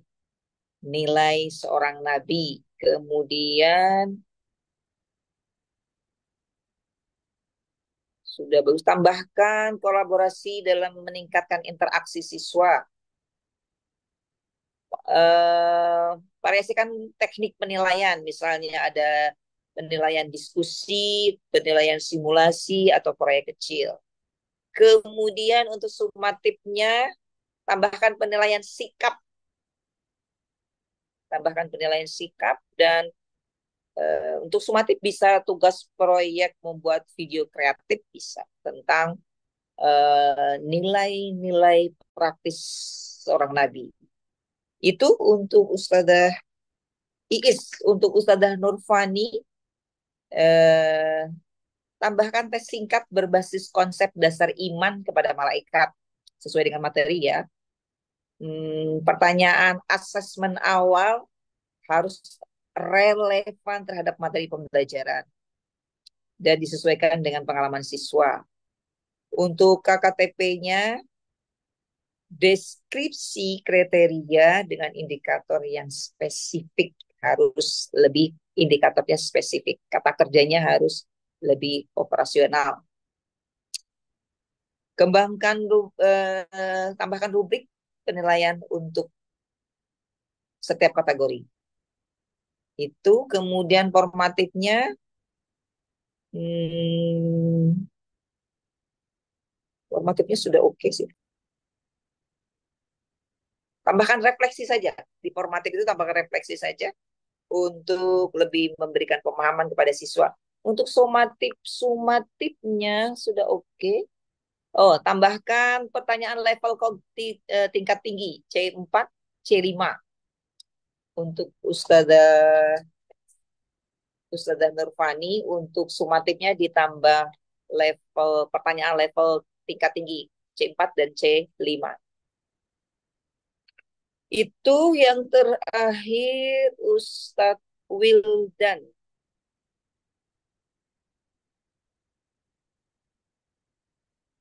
Tambahkan pertanyaan spesifik terkait pemahaman dasar moderasi beragama. Karena ininya moderasi beragama, kemudian kriteria indikatornya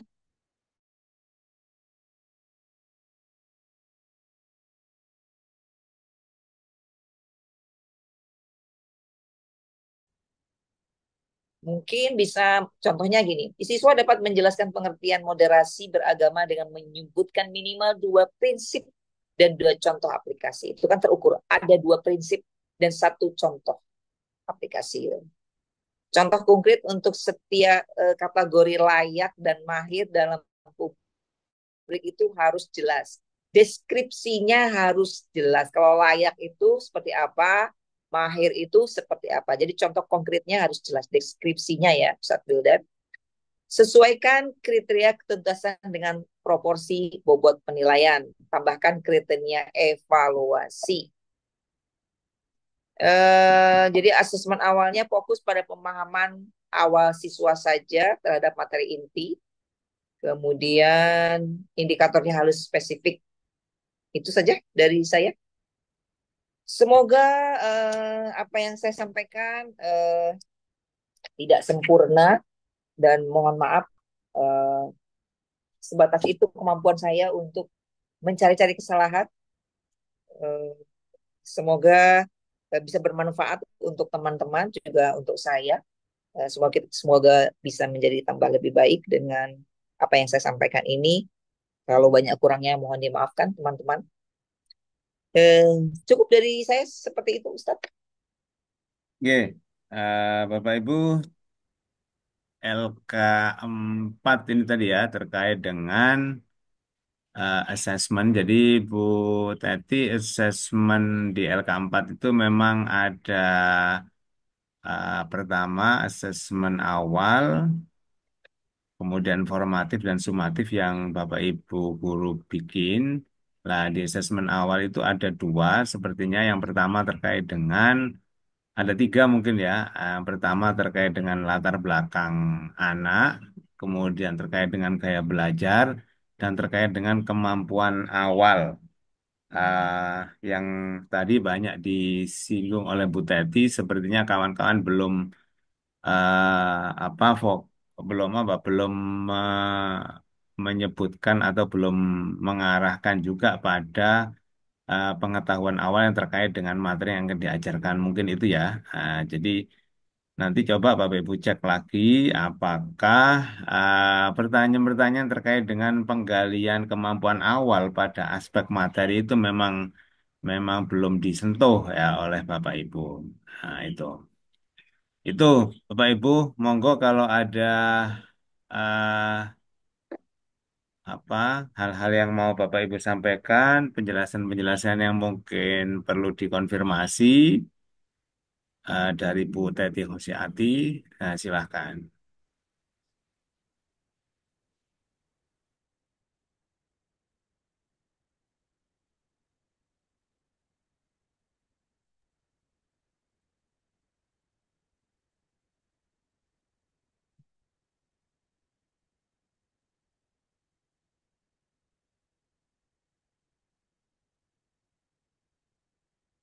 Gimana eh, Bu Bu Iis, gimana Bu Iis? Ada mungkin apa komentar atau mungkin hal-hal yang mungkin perlu dikonfirmasi?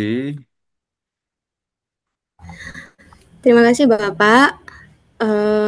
Kalau menurut saya sebenarnya agak bingung sih karena saya kira itu permintaannya seperti apa yang di template yang sudah diberikan. Ternyata masih harus banyak sekali tambahan-tambahan yang harus ditambahkan. Nah, ini untuk LK1 kan sampun dikumpulkan, sudah dinilai, berarti untuk yang LK1 sudah mboten diperbarui malih. Jadi untuk yang LK selanjutnya apakah harus diperbarui atau dicukupkan untuk seperti template kemarin? Enggak apa-apa ya Bapak, terima kasih. Ya, kalau masukan ataupun pembicaraan kita melebihi template itu saya kira itu bonus dan bagus ya buat Bapak Ibu. Kalau misalnya ada informasi-informasi yang lebih gitu ya. Jadi apa yang disampaikan oleh Bu Teti itu kan memang faktual apa yang dilakukan oleh Bapak Ibu guru nantinya di sekolah gitu ya atau di madrasah. Nah, sehingga kalau ada hal-hal yang melampaui atau apa melebihi dari apa yang ada di LK misalnya, atau mungkin ada dari contoh kan, contoh tugas itu kan sebenarnya contoh ya, Bapak Ibu bisa mengikuti itu, atau mungkin kalau tadi yang disampaikan Bu Teti itu lebih dari itu, saya kira bagus sehingga apa banyak ya tambahan-tambahan yang bisa kita terapkan nantinya dalam pembelajaran. Nah, kalau soal perbaikan, Bapak Ibu, secara substansi, perbaikan itu Bapak Ibu yang terpenting adalah Bapak Ibu memahami dan kemudian bisa itu mengimplementasikan dalam pembelajaran sehari-hari. Nah, terkait dengan perbaikan pada aplikasi atau pada LMS, kalau kalau tidak salah kan begini ya, selama jadi di LMS itu ada pertama kemarin kan untuk tugas di Lokakarya ya. Nah, kemudian satu lagi itu kan ada menu revisi yang Bapak Ibu itu kemudian upload apa perbaikan-perbaikan pada saat kita setiap hari itu melakukan Vicon ya. Nah, Kalau misalnya pada menu revisi yang sudah diunggah, kemudian memang sudah ada catatan ataupun penilaian itu dari Bu Teti misalnya, maka mungkin itu tidak bisa di-upload ulang ya. Seingat saya begitu ketika itu sudah dilakukan penilaian. Nah, kalau misalnya benar demikian tidak bisa di-upload ulang ya, karena sudah dinilai, tidak ada masalah Bapak Ibu tetap bisa melakukan perbaikan dan monggo kalau misalnya Bu Teti ada kesempatan misalnya menerima apa dan mungkin memberikan koreksi hasil perbaikan monggo kalau misalnya Bapak Ibu memperbaiki dan mungkin karena tidak bisa diupload di LMS yang sudah dinilai maka ya tidak apa-apa itu sebagai dokumentasi Bapak Ibu perbaikan yang eh, apa bisa digunakan sebagai acuan pada saat nanti Bapak Ibu itu melaksanakan pembelajaran sehari-hari di sekolah. Mungkin begitu Bu tadi ya atau gimana? Kalau memang yang sudah dinilai, maka tidak bisa Bapak. Tapi kalau yang belum, masih bisa dinilai. Biasanya saya itu menunggu 1 hari, Bapak. Biasanya. Ya. A- Atau kalau memang tidak bisa, itu menjadi refleksi di diskusi. Apa yang sudah saya sampaikan, itu kan nanti diskusi kan ada refleksinya, Bapak. Itu kan saya nilai juga. Iya. Ah, ah. Itu bisa di situ. Jadi biasanya saya lihat refleksi di diskusi itu saya lihat. Saya baca betul tuh biasanya. Biasanya. Nah, itu Bapak Ibu. Jadi kalau misalnya di LMS yang berisi revisi itu sudah diberikan penilaian, memang selama ini itu tidak bisa diupload ulang ya, tetapi Bapak Ibu bisa memberikan catatan hasil diskusi kita siang hari ini itu direfleksikan pada chat diskusi yang Bapak Ibu tuliskan di situ. Nah, di situ nanti akan memang dinilai baik oleh guru pamong maupun oleh dosen. Itu Bu tadi ya. Enggak, Bapak. Oke. Kita mudahkan saja teman-teman Bapak. Oh, dari awal sudah saya mudahkan, Bu.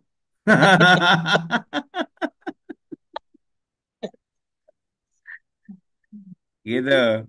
Monggo. Yang lain mungkin ada apa masukan, komentar atau mungkin hal yang perlu konfirmasi, silakan. Pangapunten Bapak, sebelumnya ini saya sedikit ada kebingungan. Mohon petunjuknya Bapak kali Ibu. Ya, Ini terkait LK4 tadi, kan tadi masih banyak dari kami yang untuk asesmen awal tidak terkait dengan materi yang mau diangkat seperti itu. Tapi pangapunten untuk LK4 ini kan ada beberapa sub nggih. Untuk yang LK4 1.1 ini penyusunan instrumen awal memang kalau dari yang saya pahami itu fokusnya untuk latar belakang.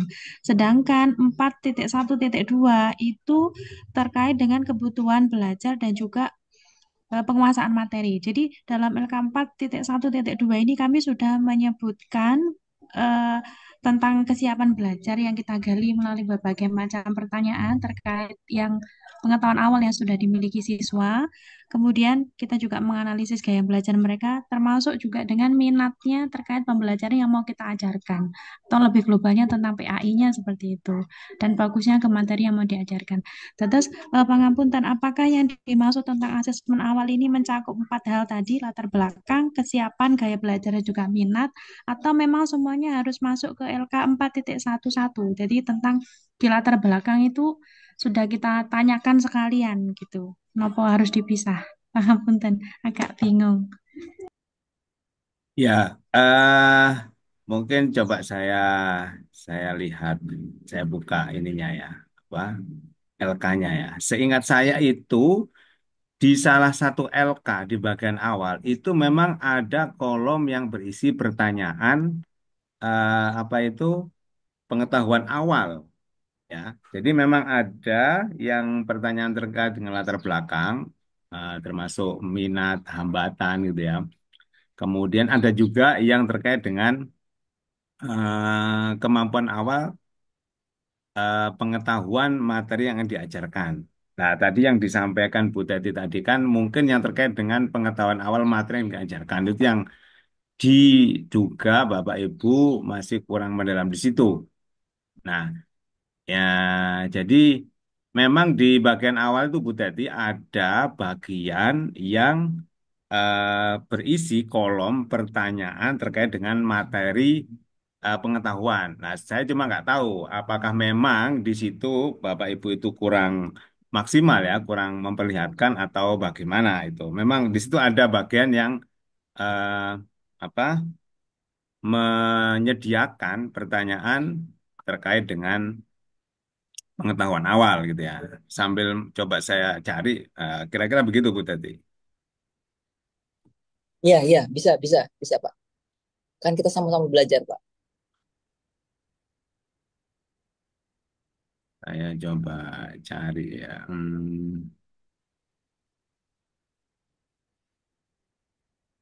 LK mana ini LK?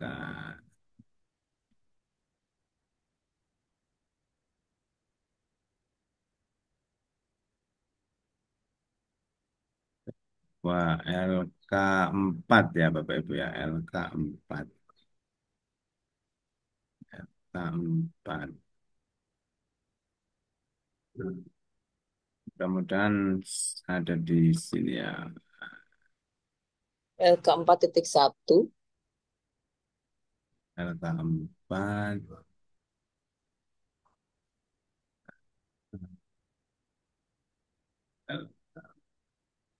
Nah, coba saya buka ini salah satu punya Bapak Ibu yang ada ya.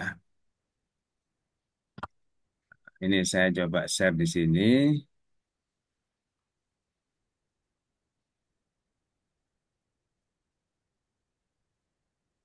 Ini LK 411 latar belakang. Kemudian ini potensi yang menonjol hambatan ya. Kemudian ini pemetaan berdasarkan pertanyaan tadi ya.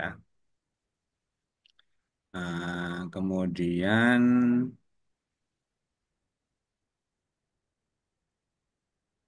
nah ini tadi mungkin yang dimaksud ya 412 begitu ya, Bu Miftah. Nggih, Bapak leres. Nah, ini tadi mungkin Bu Teti yang dimaksud oleh kawan-kawan bahwa ada pertanyaan yang terkait dengan materi yang akan dipelajari. Nah, itu ada di LK 412. Yang itu memang sekalian ada identifikasi gaya belajarnya dan minat di sini. Nah, apakah memang ini yang memang perlu perlu pendalaman atau kurang tajam begitu pertanyaan-pertanyaannya atau bagaimana? Ini ada di LK 412 gitu.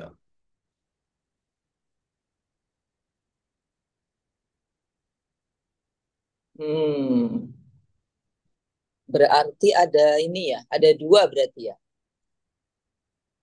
Iya, Berarti itu Kak, yang behavior. yang behavior itu ada di bagian 411 ini lebih banyak behavior sepertinya. Ini ya. Ini latar belakang gitu ya, potensi dan hambatan. Kemudian itu dilanjutkan dengan memasukkan hasilnya di bagian ini. Nah, di bagian 412 itu ada identifikasi pengetahuan awal yang terkait dengan materi, ada gaya belajar, dan ada minat di sini. Nah, ini yang 412. Nah, yang 413 itu KKTP. Yang 42 yang ya, 42. 42 itu KKTP. yang 4.12 itu sudah penguasaan materi itu. Iya, di sini ada pertanyaan-pertanyaan yang menyasar kepada identifikasi kemampuan awal siswa ini.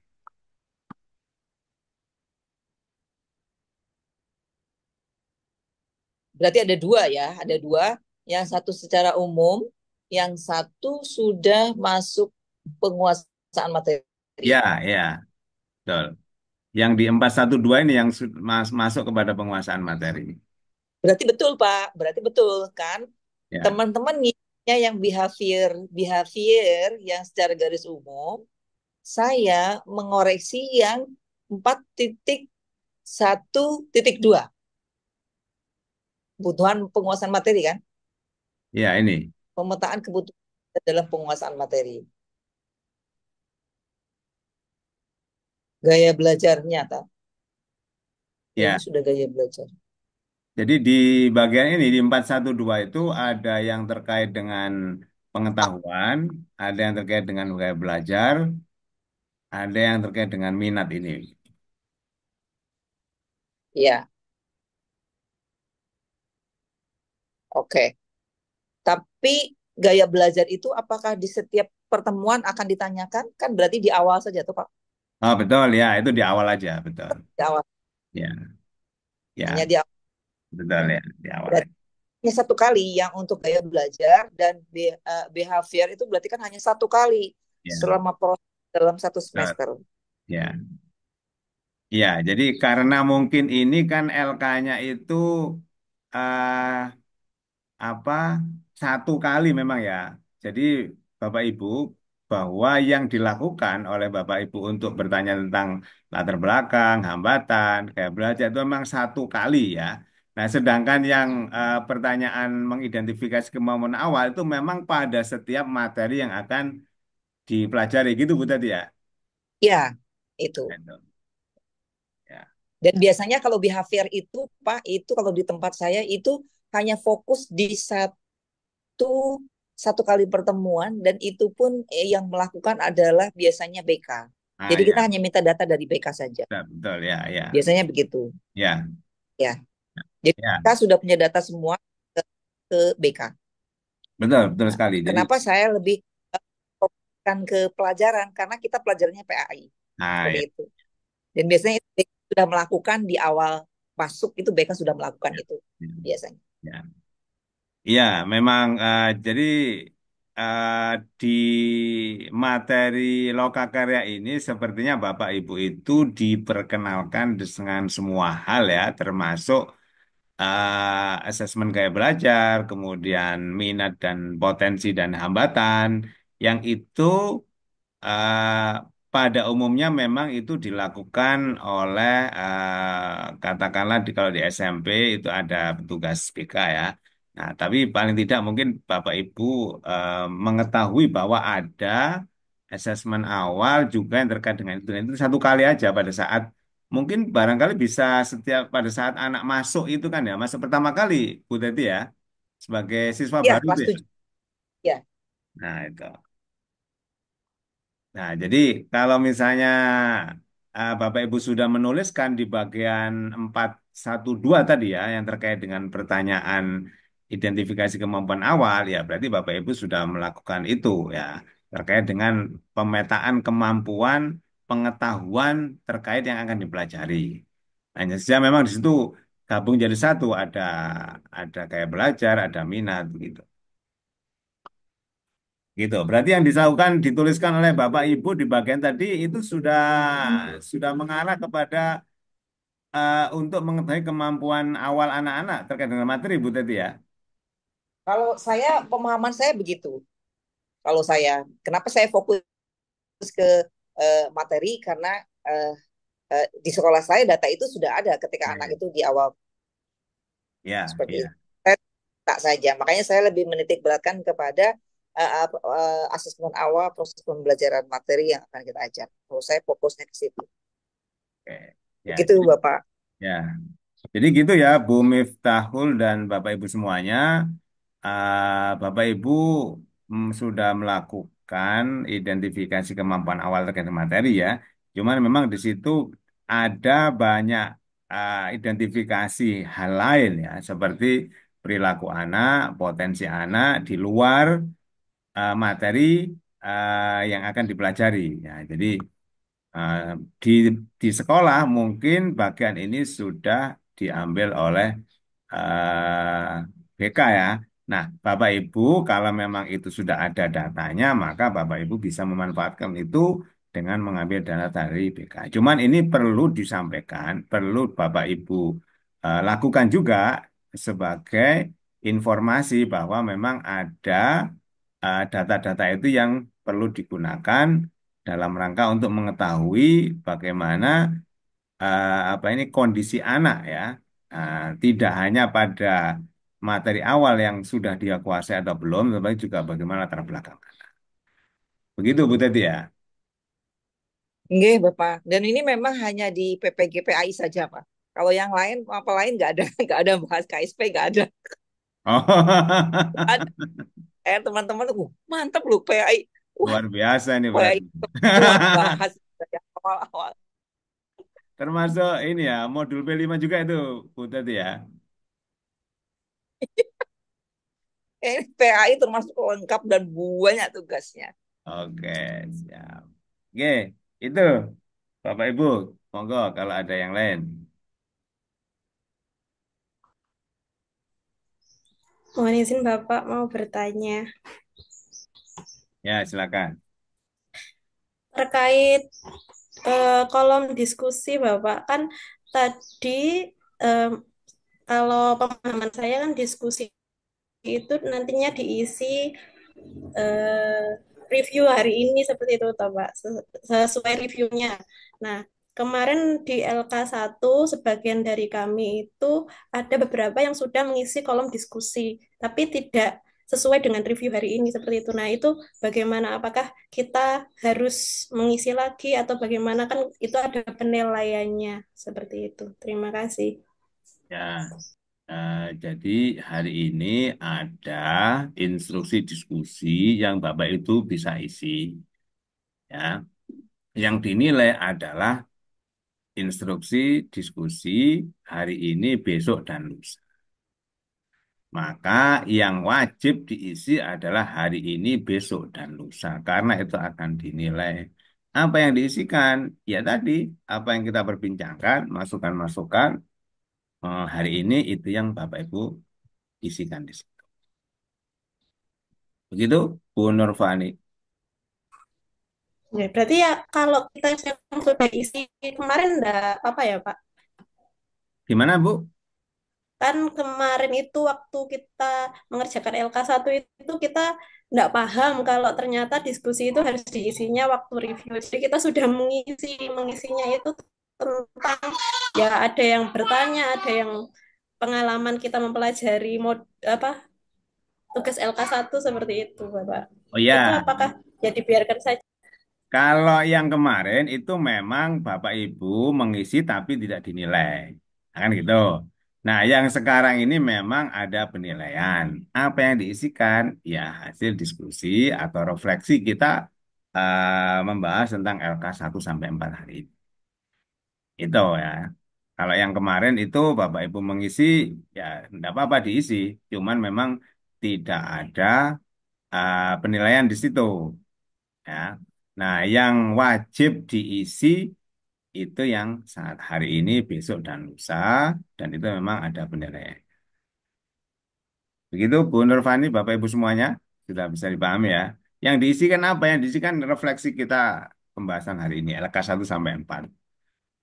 Kalau yang kemarin kan LK1 saja, LK2 saja kan gitu ya. Lah, hari ini LK-LK yang kita bicarakan tadi.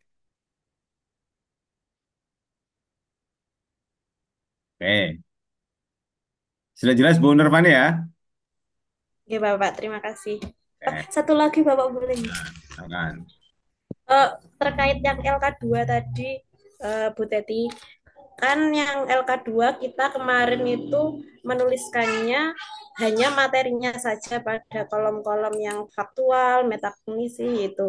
Nah, tadi kan masukan dari Bu Teti ada yang seperti panduan, eh, evaluasi, dan lain sebagainya. Berarti yang dimasukkan nanti apakah juga instrumen-instrumen seperti itu, langkah-langkah apa seperti apa, Bu? Terima kasih. Kalau saya eh, tadi sebagian besar ini ya SOP ya, monggo bisa dimasukkan SOP-nya.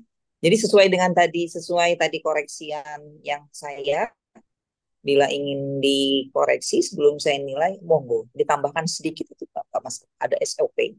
Jadi tinggal ditambahkan, kan bisa langsung ditambahkan di LSM Pak ya, tugas-tugas itu. Apa harus di-download dulu kalau yang mahasiswa? Bapak Ibu kan sudah punya Apa bisa filenya langsung? ya, kan punya filenya yang sudah dikerjakan sebelumnya, itu kan bisa ditambahkan. Nah, nanti kan bisa diupload ulang. Kalau itu kan memang belum dinilai kan gitu. Oh, nggak bisa langsung ya Pak ya di Kalau LSM ya? langsung kayaknya nggak bisa. Itu kan upload PDF ya kalau nggak salah ya Bapak Ibu ya. Itu.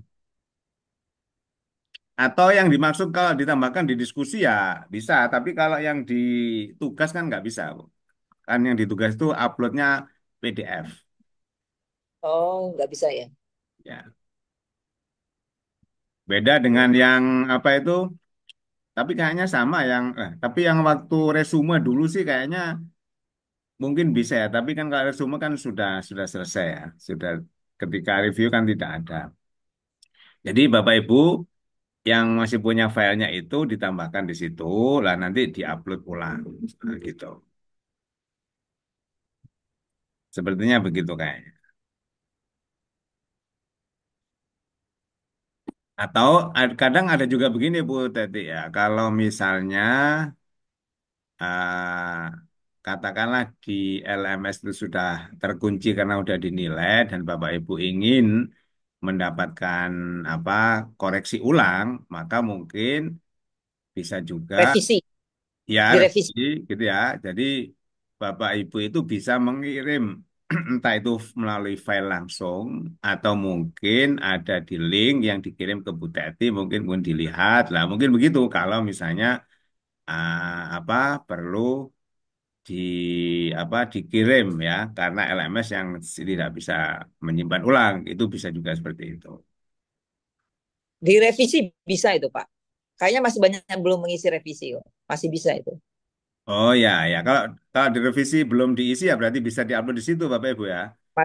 Tuh. Tempat saya masih banyak yang belum revisi, Nah berarti kan itu. masih bisa di situ. Nah berarti masukkan di kolom revisi Bapak Ibu ya itu.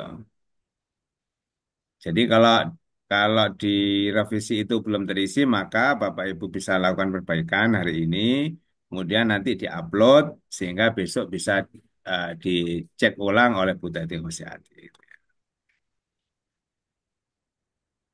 Itu Bu Nurfani dan Bapak Ibu semuanya ya.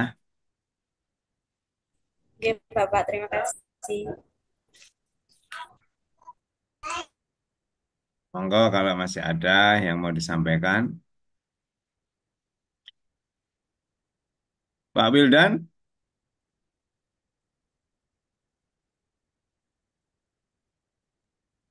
Oke, Bapak. gimana Pak Wildan? Ada komentar? Oke,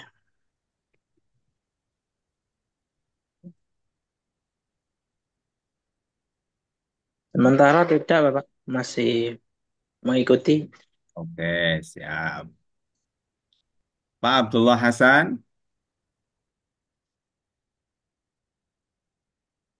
ini mumpung kita masih ada kesempatan untuk LK 1 sampai 4. Halo, Pak Abdullah Hasan. Iya, Bapak, saya tetap mengikuti. Oke.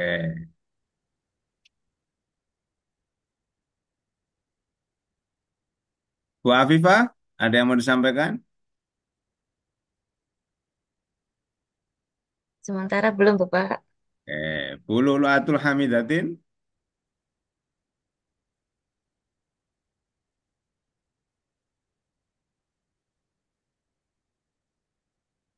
Halo, Bu Luluatul Hamidatin.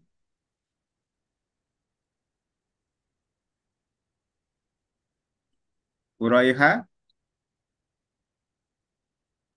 Ngapunten Bapak. Untuk memperbaiki niki tugas-tugas ingkang kurang niki apakah dikasih waktu nggih Ibu? Ya, tadi kan kata Bu Tati waktunya hari ini diselesaikan, besok mau dilihat Bu Tati. Kan gitu. Berarti hari ini harus diselesaikan. Soalnya kuatah sangat kekirangan nih. Ya, Biasanya saya agak terakhir-terakhir Bu memberi penilaian tuh, karena biasanya saya kasih waktu dulu. Biasanya saya agak terakhir-terakhir biasanya. Nggih, yang penting dikerjakan ngaten nggih Bu. Kalau saya biasanya terakhir. Kalau nggih. Kadang Pak Eko sudah, Bu, penilaian tinggal beberapa hari lagi. Oke, baru saya kerjakan. iya. Tapi Nggih, kita ini nggih, kan siap. terakhir kan hari Rabu, Kamis, Jumat, gitu kan. Iya, tuh terakhir-terakhir biasanya saya lembur itu mengerjakan. Nah, itu. Terakhir kan kita pertemuan hari Jumat, gitu ya. Jadi ya karena memang banyak kan kita ini satu hari kan 4 LK ya. Nah, mana yang Bapak Ibu itu bisa perbaiki, silakan diperbaiki. Karena nanti pada hari setelahnya itu Bapak Ibu sudah menyiapkan kegiatan yang lain yaitu peer teaching gitu. Ya. Nah, punten Ibu, untuk LK3 itu kan suruh membuat brosur atau peta konsep itu dimasukkan langsung di LK3 nih Bu, berarti Bu. LK3. Nggih. Tahu ature kapureh ndamel napa peta konsep, napa brosur ngoten, napa bimbing damel anak-anak ngoten Ya, tentang berarti kelompokan. ya, itu berarti ada perintah di LK-nya, Ibu buat perintah seperti itu. Jadi kalau di LK Ibu belum ada perintah, Ibu tinggal tambahkan saja seperti itu. Ibu tulis, Oh, dideskripsikan, ditulis berarti. Jadi nggih. LKPD itu jelas bahwa perintahnya ini, itu seperti itu. Sekarang LPD seperti itu. Berarti kekurangannya di situ. Seperti itu, Bu. Jadi diperintah apa penambahan tugas gitu Bu Teti ya, diminta untuk membuat Ya, soal. Bapak Ibu kan ya, sudah membuat soal gitu ya, mungkin ada pilihan ganda, ada menjodohkan, lah sama Bu Teti dikasih bonus. Nah, silakan ditambahkan yang lain kan gitu, supaya bervariasi Bapak ya. Ibu dalam Selain menentukan. bervariasi, nilai itu kan nilainya besar untuk menambah kekurangan nilai anak. Begitu, biasanya seperti itu. Jadi anak-anak itu biasanya kan kurang teliti dalam membaca. Itu sebenarnya tugas itu tugas tambahan untuk nilai tambahan mereka seperti itu. Itu, itu kan jadi lebih bervariasi, ya, Pak. Itu Bu Raihatul Jannah sudah bisa dipahami ya. Yes. Pun terima kasih. Masih ada Bapak Ibu yang lain silakan.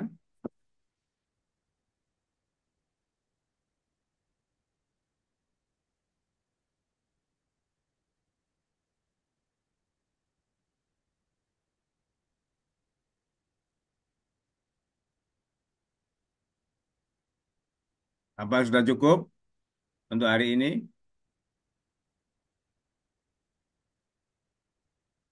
Sementara cukup begini, Pak. Cukup ya Bapak Ibu biar ada waktu untuk melihat tugasnya dan mungkin memperbaiki apa yang memang perlu diperbaiki. Oke, saya kira itu untuk hari ini ya. Terima kasih banyak Bu Teti Khosiati. Kita ketemu lagi besok jam 1, masih jam 1 Bu Teti ya. Saya bisanya siang, Pak, karena eh, nggak bisa ditinggal kayaknya. Oh, Sedang project, jadi harus oke. harus nggak bisa ninggal. Jadi kalau untuk project harus dampingi anak-anak. Nah, Bapak Ibu masih punya banyak waktu ya, mulai sore ini, malam nanti, besok pagi gitu kan masih banyak. Berarti bisa diperbaiki cukup gitu Dan ya. dan saya juga harus membaca, Pak, membaca LK teman-teman ini. Ya, oke. Ya, kalau kalau pada saat seperti ini itu kan LK teman-teman hampir semuanya sudah lengkap ya. Nah, pada saat ketika setiap hari ya di mana kawan-kawan itu Vicon itu misalnya pada hari ini LK1, ketika kita besok masuk untuk LK2, kita memang bahas LK1, tapi memang belum semua tugas kawan-kawan kan itu masuk, sehingga kita membahas beberapa yang sudah masuk saja. Nah, ketika ini memang semua semua sudah masuk ya. Jadi Bu Teti sudah punya bahan yang lengkap untuk melihat dan memberikan masukan kepada Bapak Ibu semua. Ya. Oke. Kalau hari-hari biasa gitu kan sukanya pagi Bu karena mereka kan jadi kita itu hari kedua misalnya kan kita membahas LK2 juga selain review LK1 ya. Nah, sehingga Bapak Ibu itu ada bahan untuk mengerjakan LK2 sehingga waktunya cukup. Nah, kalau pagi itu kan relatif lebih apa ya fresh begitu ya. Nah, karena ini kan Bapak Ibu yang lain sudah selesai mengerjakan kan gitu ya. Jadi kita masuk siang juga nggak ada masalah. Oke. Gitu Bapak Ibu silakan nanti Bapak Ibu untuk besok dan lusa menyiapkan ya waktu dan juga memperbaiki untuk LK hari ini yang sudah direview oleh Bu Teti Hosiati. Itu saja. Terima kasih sekali lagi Bu Teti Hosiati atas masukan-masukannya. Dan Bapak Ibu ada waktu yang cukup untuk mungkin membenahi apa yang menjadi masukan ini. Dan jangan lupa uh, di diskusi hari ini Bapak Ibu bisa menuliskan apa yang kita bicarakan hari ini. Itu saja dari saya. Kita akhiri dengan bacaan alhamdulillah, alhamdulillah alamin.